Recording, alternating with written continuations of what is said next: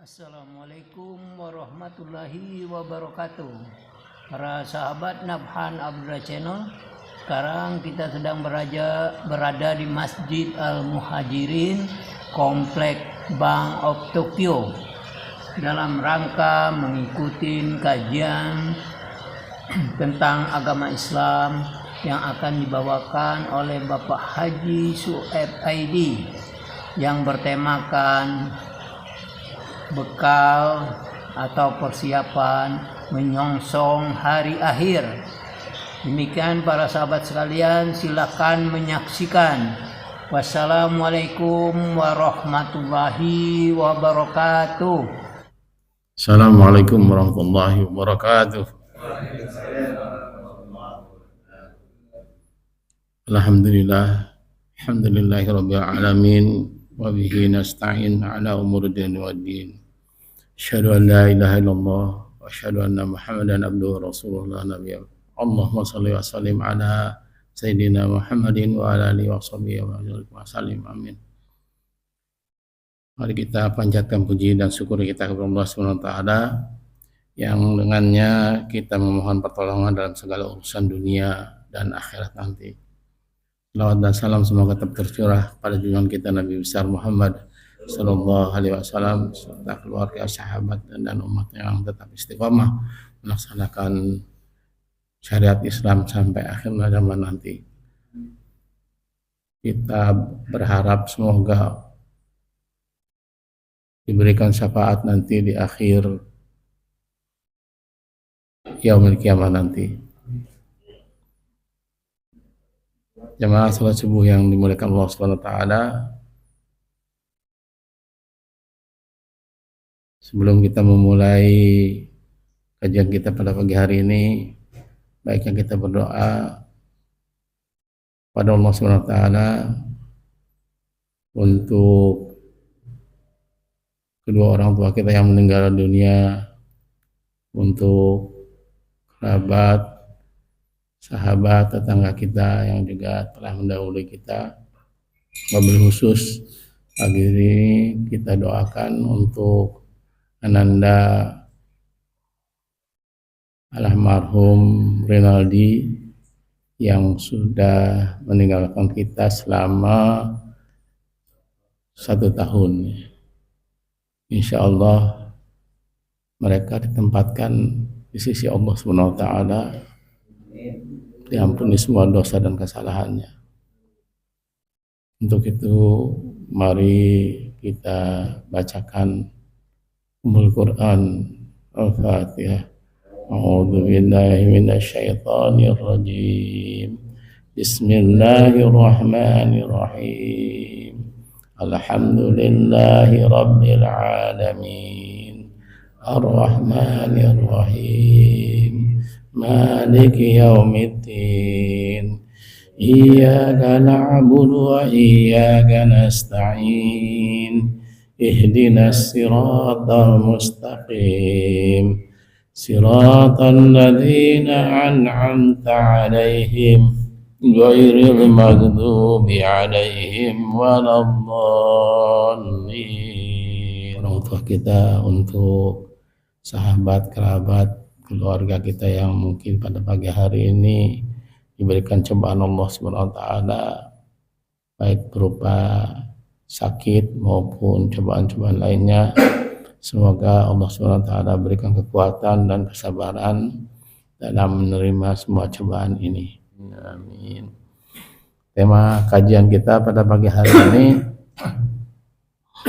apa persiapan kita untuk menghadapi hari esok yang kekal?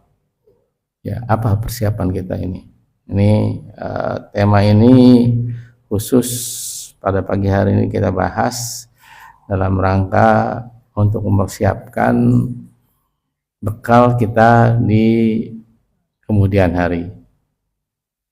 Bahwa kita meyakini semua makhluk yang hidupnya akan mati, termasuk manusia, sebagaimana firman Allah Subhanahu wa taala bahwa a'udzubillahi minasyaitonirrajim, kullu nafsin dha'iqatul maut, di dalam surat Ali Imran surat ketiga ayat 185, bahwa setiap yang bernyawa itu akan merasakan mati.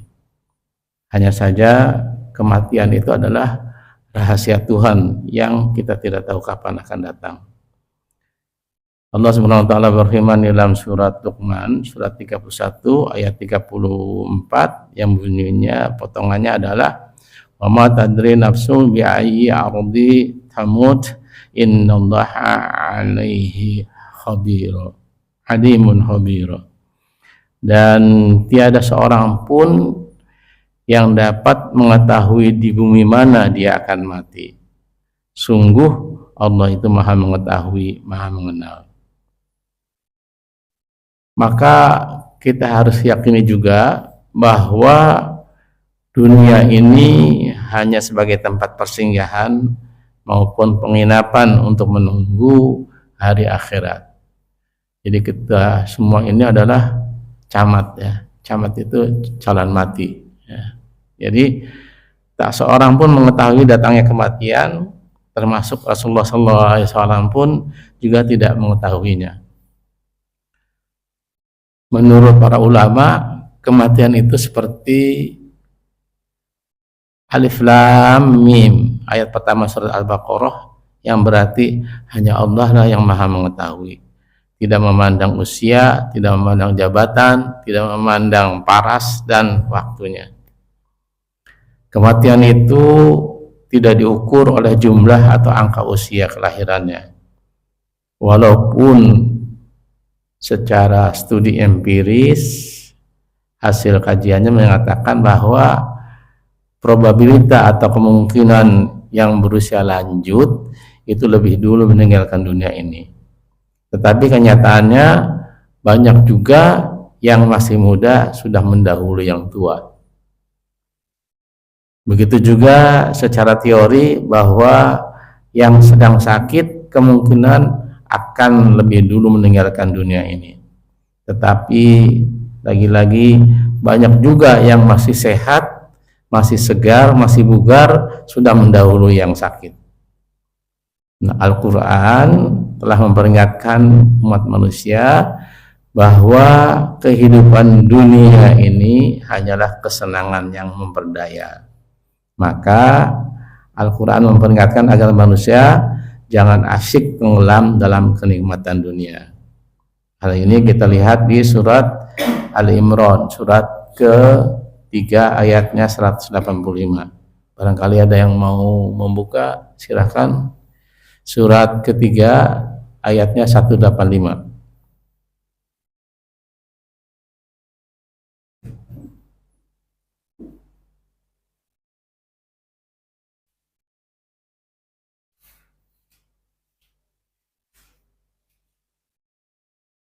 Ada? A'udzubillahi minasyaitonirrajim. Bismillahirrahmanirrahim.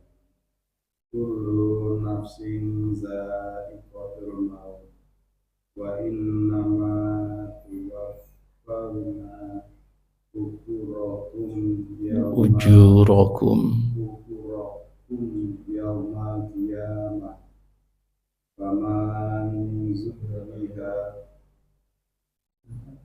anin nar Faman zuhriha anin nari wa udkhilal jannata faqad faza wa ma hayatud dunya illa mata'ul ghurur. Setiap yang bernyawa akan merasakan mati, dan hanya pada hari kiamat sajalah diberikan dengan sempurna balasan. Barang siapa dijauhkan dari neraka dan dimasukkan ke dalam surga, sungguh dia memperoleh kemenangan. Kehidupan dunia hanyalah kesenangan yang memperdaya. ya. Jadi wa ma hayatud dunya illa mata'ul ghurur. Kehidupan dunia ini hanyalah kesenangan. Tapi ya kesenangan yang apa? Yang sementara, karena yang kekal itu di akhirat nanti. Bahwa kehidupan dunia hanyalah kesenangan yang memperdaya kita, yang menyebabkan kita lalai terhadap kehidupan yang kekal nanti. Dalam penjelasan tafsir Kementerian Agama Republik Indonesia, ayat ini ditafsirkan bahwa setiap yang bernyawa akan merasakan mati, dan di hari kiamat nanti disempurnakan balasan masing-masing.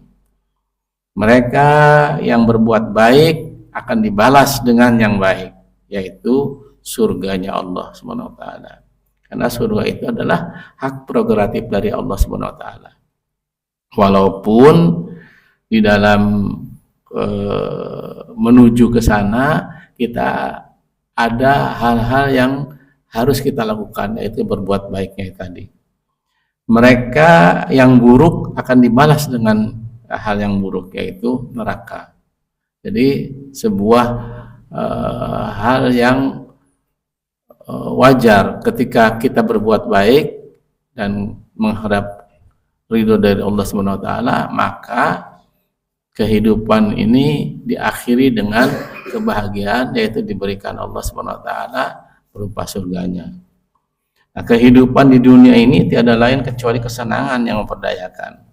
Kesenangan yang dirasakan di dunia ini berupa misalnya kelezatan makanan, minuman, atau kedudukan atau pangkat dan sebagainya. Nah, pada umumnya itu semua memperdayakan manusia. Disangkanya itulah kebahagiaan, maka orang akan tenggelam karena asyik dengan kenikmatan dunia ini tadi.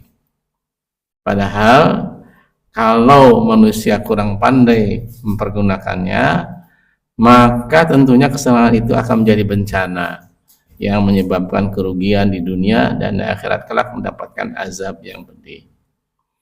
Nah, kematian itu akan menjadi pemutus segala kenikmatan dan kebahagiaan yang di dunia ini dirasakan.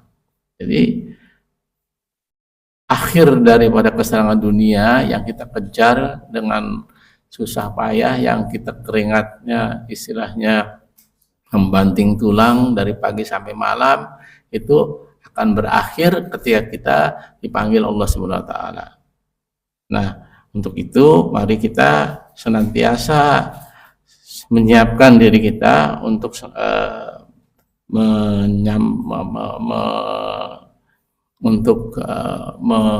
menuju kepada kehidupan yang abadi di akhirat kelak.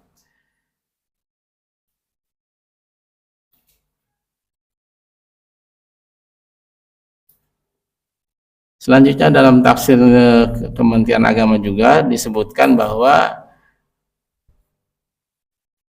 kehidupan di akhirat itu adalah abadi, sementara tidak ada yang abadi di dunia ini. Quran surat Ar-Rahman surat 55 ayat 26 menyebutkan bahwa kullu man 'alaiha fan, semua yang ada di dunia itu, di bumi ini akan binasa. Lalu kita simak beberapa firman Allah yang berhubungan dengan kematian. Coba kita lihat surat An-Nahl surat 16 ayat 61, bunyinya fa idza jaa ajaluhum la yastakhiruna sa'ah wa la yastaghfiru wa la yastaqdimun. Maka apabila ajalnya tiba, mereka tidak dapat meminta penundaan atau percepatan sesaat pun. Jadi ketika malakul maut diutus Allah SWT untuk mencabut seseorang, maka orang tersebut tidak bisa minta penundaan. Ataupun misalnya orang yang sedang putus asa sehingga dia meminta untuk dipercepat ajalnya, itu pun tidak bisa, karena sudah ada ketentuan mengenai kapan dia akan meninggalkan dunia ini. Dalam surat An-Nahl surat 16 ayat 70, Allah SWT berfirman, wallahu khalaqakum summa yatawaffakum wa minkum may yuraddu ilal ajzalil umuri likalla ya'lama ba'da ilmi syai'a innallaha alimun qadir. Dan Allah telah menciptakan kamu, kemudian mewafatkan kamu. Di antara kamu ada yang dikembalikan kepada usia yang tua atau menjadi pikun, sehingga dia tidak mengetahui lagi sesuatu yang pernah diketahuinya. Sungguh Allah Maha mengetahui, Maha kuasa. Di ayat lain surat Yasin surat 36 ayat ke-65, Allah Subhanahu wa taala berfirman, "Al-yauma nakhtimu 'ala afwahihim wa tukallimuna aydihim wa tashhadu arjuluhum bima kanu yaksibun." Pada hari ini, maksudnya pada hari kiamat nanti, kami tutup mulut mereka. Mulut mereka itu manusia maksudnya, dan tangan mereka akan berkata kepada kami. Dan pada saat itu mulutnya sudah tidak bisa berkata, tapi tangan yang dikuasakan oleh Allah untuk berkata. Dan kaki mereka akan memberi kesaksian terhadap apa yang dahulu mereka kerjakan. Ini menjadi pengingat bagi kita bahwa di akhirat nanti itu kita sudah tidak bisa berkata-kata lagi. Kita tidak bisa mengarang cerita mengenai kenapa dan kenapa ketika di dunia. Karena apa? Karena tangan kita yang akan bicara. Kemudian kaki kita yang akan menjadi saksi terhadap apa yang kita lakukan. Ini menjadikan hikmah bagi kita untuk senantiasa bersiap-siap menghadapi kematian nanti. Kenapa? Karena setelah kita mati dipanggil Allah Subhanahu wa taala, tentunya tidak ada lagi yang bisa kita sampaikan dengan mulut kita. Bahkan orang yang meninggal pun tidak akan menjadikan dirinya mampu lagi untuk berbuat sesuatu. Selanjutnya di dalam surat Yasin juga ayat 66, Allah Subhanahu wa taala mengingatkan, wa man na'amaruhu nunakisu fil haqi afala yaqilu. Dan barang siapa kami panjangkan umurnya, niscaya kami kembalikan dia kepada awal kejadiannya, maka mengapa mereka tidak mengerti. Artinya apa? Artinya orang-orang yang sudah meninggal, orang-orang yang dipanjangkan umurnya akan mengalami kepikunan. Itu sunatullah. Kalau kita dipanjangkan umurnya, kita biasanya dalam teori psikologisnya, memori yang ada di otak kita ini sudah tertutup, sudah penuh gitu. Apalagi orang-orang zaman baheula ya, zaman baheula itu artinya orang-orang yang sekarang, anak-anak muda yang sekarang kan mungkin udah Pentium 4 ya memorinya, Pak. Sidik ya, 4 ya atau 5. Sean malah ya. Nah, orang-orang yang zaman dulu itu masih DOS gitu. Ya, masih DOS. Artinya terima perintah begini jadi lambat jadinya gitu. Nah, sekarang jadi kepada saya bukan maksudnya yang muda-muda itu janganlah memandang orang tua kita itu sebagaimana kita gitu. Jadi bersabarlah menghadapi mereka ketika berulang-ulang orang tua kita mengatakan sesuatu gitu. Misalnya enak nih kalau minum kopi misalnya gitu. Padahal baru saja ngopi gitu. Ya jadi jangan dimarahin gitu. Memang Allah sudah berikan pada mereka wa man amilun waqis bil haqi afala yaqilun gitu. Jadi kepada mereka itu dikembalikan lagi kepada asal kejadiannya yang semula, yaitu seperti anak-anak gitu. Misalnya belum makan gitu, padahal barusan aja makan gitu, kayaknya mau minta makan lagi gitu. Ini memang sunatullah seperti itu. Jadi kalau misalnya Pak Herli ngajak makan padahal kemarin baru makan gitu, ya terima kasih banget ya diajak makan sama Pak Herli gitu. Barokah gitu. Jadi memang orang-orang yang sudah lanjut ini biasanya suka mengingat-ingat kejadian waktu kecilnya dulu gitu, waktu apa. Jadi memori itu diulang-ulang lagi gitu. Dan kita yang muda-muda tidak boleh bosan mendengarkan cerita-cerita seperti itu. karena memang seperti itulah keadaannya. Nah, ada beberapa hikmah yang kita ingin sampaikan. Mengapa tidak diketahuinya kapan ajal itu akan menjemput kita. Antara lain, yang pertama adalah agar manusia itu tidak cinta kepada dunia. Itu yang pertama. Jadi ketika kita mengingat kematian, kita dianjurkan untuk tidak terlalu mencintai dunia. Allah Subhanahu wa taala berfirman dalam surat Ghafir ayat ke-39, bunyinya, ya qaumi innama hadhil hayatud dunya mata'un wa innal akhirata hiya darul qarar. Wahai kaumku, sesungguhnya kehidupan dunia ini hanyalah kesenangan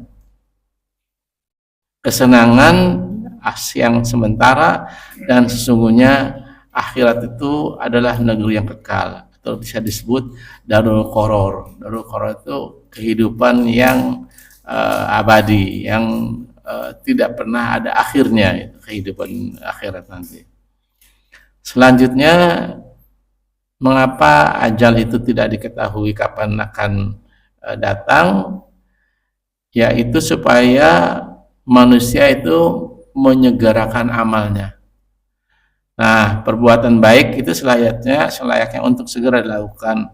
Jangan ditunda, karena bisa jadi setan menggelincirkan kita untuk tidak melakukannya. Dalam surat 67, surat Al-Mulk ayat 2, jelas Allah itu menyatakan, alladzi khalaqal mauta wal hayata liyabluwakum ayyukum ahsanu amala wa huwal azizul ghafur. Dialah Allah yang menciptakan mati dan hidup untuk menguji kamu siapa di antara kamu yang lebih baik amalannya, dan Dia Maha Perkasa, Maha Pengampun. Jadi ketika kita berniat untuk melakukan kebaikan, maka wajib bagi kita untuk segera melakukannya. Jangan ditunda-tunda. Supaya apa? Supaya setan tidak mengganggu kita dengan mengatakan atau dengan membisikkan bahwa kebaikan-kebaikan itu tidak ada gunanya, atau kebaikan-kebaikan itu akan akan mengurangi harta yang kita miliki. Maka Allah tegaskan bahwa yang menciptakan mati dan hidup itu adalah Allah Subhanahu wa taala, untuk menguji kepada kita siapa yang di antara kita yang lebih baik amalnya. Nah, ini menjadikan kita sebagai dorongan atau semangat. Nah, ketika kita berbuat baik, ayo kita berbuat, segera lakukan, jangan sampai kita menunda-nunda. Selanjutnya, mengapa Allah merahasiakan ajal seseorang itu? Yang ketiga adalah untuk mencegah perbuatan maksiat. Dengan mengingat kematian, orang akan lebih berkonsentrasi pada kehidupan akhirat. Di dalam surat Al-Jumu'ah, surat 62 ayat 8, Allah Subhanahu wa taala berfirman, Qul innal mauta alladzi tafiruna minhu fa innahu mulaqikum tsumma turaduna ila alimil ghaibi wasyahadah fa yunabbi'ukum bima kuntum ta'malun. Katakanlah, sesungguhnya kematian yang kamu lari daripadanya, artinya kita menghindar, takut mati, sampai kita menggunakan obat supaya terhindar dari kematian. Allah sampaikan, sesungguhnya kematian yang kamu lari daripadanya, ia pasti menemui kamu. Jadi sebuah kepastian bahwa orang semua itu akan mati. Kullu nafsin dha'iqatul maut. Jadi setiap manusia itu akan meninggal. Kemudian kamu akan dikembalikan kepada Allah yang mengetahui yang gaib dan yang nyata, lalu Dia beritakan kepadamu apa yang telah kamu kerjakan. Jadi sebagai bentuk pertanggungjawaban kita di akhirat nanti, kita akan diberitakan Allah SWT apa-apa saja sih yang kita pernah lakukan di dunia ini. Yang keempat, alasan kenapa Allah SWT merahasiakan ajal seseorang itu agar menjadi manusia yang cerdas. Jadi manusia cerdas itu adalah manusia yang tahu bahwa kehidupan di akhirat itu adalah kekal, abadi, dan pilihan surga adalah pilihan yang terbaik. Sebagaimana Rasulullah SAW bersabda, orang yang cerdas adalah orang yang merendahkan dirinya dan beramal untuk kehidupan setelah mati. Sementara orang yang bodoh adalah orang yang mengikuti diri pada hawa nafsunya dan berharap kepada Allah dengan angan-angan yang kosong. Jadi kalau kita mau dikatakan cerdas itu, kita harus menyiapkan benar-benar gitu kehidupan di akhirat. Jangan kita mengejar sesuatu yang fana, yang sifatnya akan ditinggalkan. Kita bekerja setengah mati itu untuk mendapatkan sesuatu yang akhir-akhirnya akan kita tinggalkan. Tapi kejarlah akhirat, pasti dunia akan mengikuti kita. Tapi jangan kita kejar dunia ini karena akhirat akan dilupakan oleh kita. Jamaah salat subuh yang dimakan Allah SWT. Oleh karena itu kita mari kita siapkan diri kita untuk menyongsong kematian. Allah Subhanahu wa taala di dalam firman-Nya di surat Al-Hasr surat 59 ayat 18. Silakan dibuka surat 59 ayat ke-18. Ya, silakan. Mas Prima.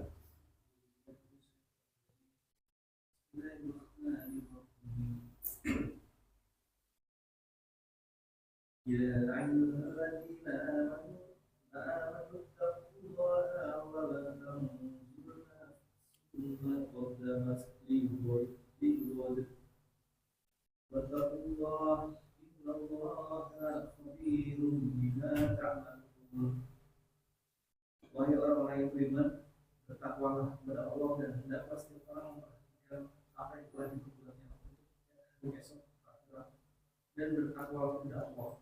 Sungguh Allah mengetahui terhadap apa yang kamu kerjakan. Iya. Itu peringatan khusus untuk siapa? Untuk kita orang-orang yang beriman. Ya ayyuhalladzina amanu taqullah. Bertakwalah kepada Allah, wala tamdur ma qaddamat liqad. Dan hendaklah setiap kita ini memperhatikan apa yang diperbuat untuk hari esok.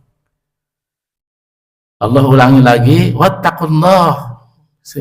Kita disuruh bertakwa kepada Allah. Jadi dua kali dalam peringatan ini, ya ayyuhalladzina amanu taqullah wala tanzur nafsum ma qaddamat liqad, wattaqullah. Diulangi lagi supaya apa? Supaya menjadi penekanan bagi kita bahwa takwa kepada Allah dalam arti sempitnya adalah kita mengerjakan apa yang diperintahkan Allah SWT dan menjauhi semua larangan-larangan baik yang kecil maupun yang besar dengan sebenar-benarnya. Supaya apa? Supaya kita mendapatkan ampunan dari Allah SWT. Sungguh Allah Maha Teliti terhadap apa yang kamu kerjakan. Oleh karena itu, yuk kita mari saling mengingatkan dalam hal kebaikan dengan penuh kebenaran dan kesabaran. Rasulullah SAW bersabda, barang siapa menunjuki kepada kebaikan, maka ia mendapatkan pahala sebagaimana orang yang melakukannya. Tergerak yang paling konkret pada pagi hari ini. Maka mari kita isi kehidupan kita ini dengan yang bermanfaat. Sebagaimana juga Rasulullah SAW bersabda, khairin nas anfa'uhum linnas. Sebaik-baiknya manusia adalah yang paling bermanfaat bagi manusia lainnya. Jadi kita patut bersyukur memiliki seorang Rasul yang selalu mengingatkan kepada kita, khairun nas anfa'uhum linnas. Baik-baiknya manusia adalah yang paling bermanfaat bagi manusia lainnya. Bermanfaat itu tentunya tidak harus secara materi, bisa juga dengan tenaga, bisa juga dengan pikiran, bisa juga dengan ilmu, bisa juga dengan nasihat, bisa juga dengan peduli, bisa juga dengan perkataan yang baik yang disampaikan kepada orang. Jadi kita tidak usah mengikuti hawa nafsu kita ketika kita dicaci maki oleh orang lain. Ya cukup kita menyampaikan hal-hal yang baik supaya apa? Supaya orang yang melakukan seperti itu menjadi tertarik untuk tidak melakukan hal yang serupa.